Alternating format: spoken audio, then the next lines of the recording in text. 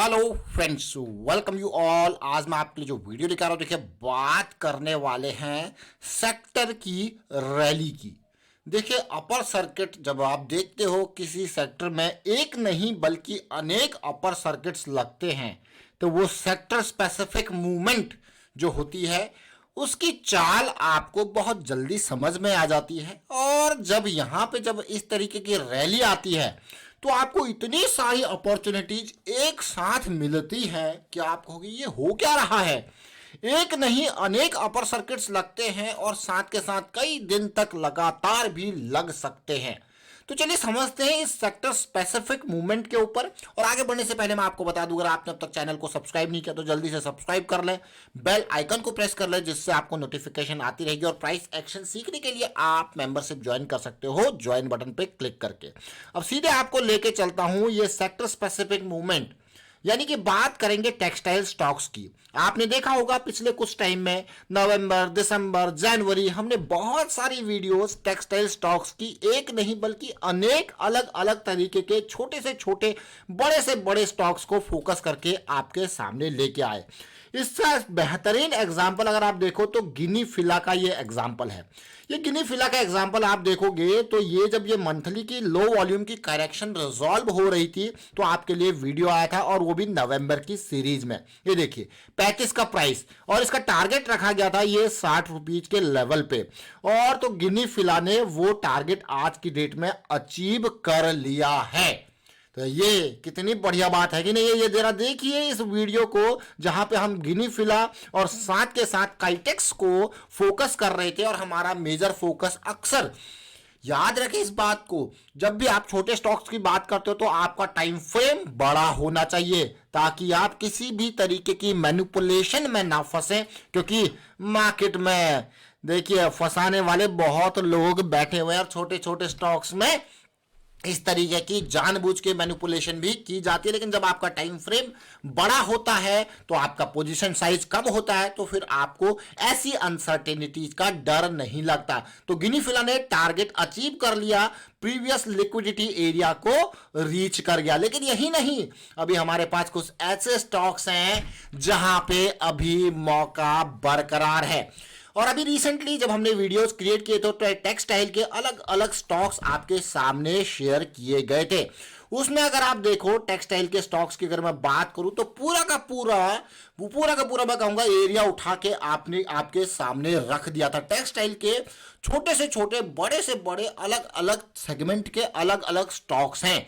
अब आप कहोगे अलग अलग सेगमेंट से क्या मतलब है? मतलब चाहे अपैरल की दुनिया का हो, मशीनरी की दुनिया का हो, स्पिनिंग की दुनिया का हो, ये सब टेक्सटाइल के फ्लेवर हैं। ये देखिए जरा कितने सारे स्टॉक्स हैं, लेकिन इनमें भी बिल्कुल नीचे नहीं जाना है। एटलीस्ट 100-200 करोड़ से ऊपर की मार्केट कैपिटलाइजेशन हो तभी बढ़िया बात है। और यही नहीं, ये देखिए अब आप ये टेक्सटाइल के अप्रैल के बाद अगर मैं आपके सामने लेके आऊं मशीनरी सेगमेंट के स्टॉक्स देखिए, चाहे लक्ष्मी मशीन एंड ऑल आप बात करते हो। उसके अलावा अगर आप देखो तो स्पिनिंग के स्टॉक्स देखिए। उसके अलावा अगर हम बात करें तो देखिए टेक्सटाइल के नॉर्मल ये कैटेगरी के देखिए अलग अलग स्टॉक। तो आप कहोगे यार वाह मजा आ गया। लेकिन यहां पे हमारा एक बेसिक क्राइटेरिया होता है, जब भी किसी स्टॉक के ऊपर हमारी नजर जाती है तो हम देखते हैं कैसे मंथली का करेक्शन रिजॉल्व हो रहा है। That is the most important thing to understand. अगर ये गिनी फिला को देखोगे तो नवंबर सीरीज में ये वीकली पे हमको एक हायर लो की सीरीज देखने को मिली थी, तो ये रडार में आया था। यही नहीं, अभी रिसेंट स्टॉक्स को आप देखोगे जैसे कि हमने रिसेंटली बात करी थी। ये देखिए अब आप ये एसपीएल इंडस्ट्रीज को आप देख सकते हो भाई कैसे ये रडार में आया वापसी। हमेशा याद रखें, देखिए करेक्शन की वजह से क्या होता है, करेक्शन की वजह से आपका बड़े टाइम फ्रेम पे उतना इंपैक्ट आपको देखने को नहीं मिलेगा, लेकिन छोटे टाइम फ्रेम पे अगर आप उसको देखते हो तो कहीं ना कहीं उसकी वजह से चीजें बिगड़ जाती हैं। तो उन बिगड़ी हुई चीजों को वापस मोमेंटम में आने दीजिए, बढ़िया रैली आएगी। रूबी मिल्स को आप देखिए किस तरीके की ये करेक्शन आई, बिगड़ी चीजें कहां पे डेली टाइम फ्रेम पे वापस आई चीजें, ये देखिए जरा वाह पिछले ये कंसोलिडेशन को आप देखिए, एमएसीडी वापस आया, आरएसआई वापस आया, उसके बाद क्या इस स्टॉक ने बहुत ही बेहतरीन धमाका दिया। सलोना कॉर्डस्पिन को देखिए, वही मंथली की करेक्शन, डेली डाउन गया था, वापस रैली, बड़ा धमाका। यही नहीं, काइटेक्स को आप देख सकते हो कहां पहुंच गया। अब आप कहोगे यार वाह ये तो बहुत ही अच्छी बात है। रेमंड को देख लीजिए, ये देखिए अभी कमेंट के थ्रू किसी ने रेमंड के बारे में बताया भी था, क्या रैली आपको देखने को मिली है। लेकिन अब बात करेंगे उस स्टॉक की जहां पे जादू अभी बचा हुआ है। क्या ये ब्रांड नेम, फिर से रिपीट करेंगे, ये ब्रांड नेम अभी भी इंतजार कर रहा है, उस सेक्टर स्पेसिफिक मूवमेंट की झांकी का इंतजार ये बॉम्बे डाइंग जैसा ब्रांड नेम अभी तक कर रहा है।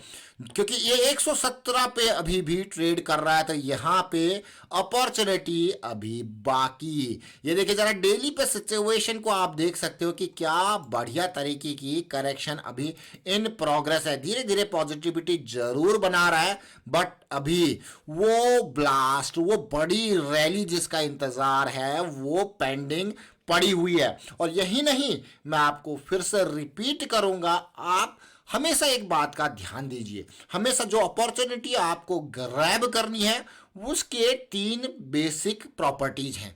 वो बेसिक प्रॉपर्टीज हैं कि जब भी आप देख रहे हो जिस टाइम फ्रेम पे, क्या वो जो करेक्शन रिजॉल्व हो रही है वापस हाई मोमेंटम पे आ चुका है।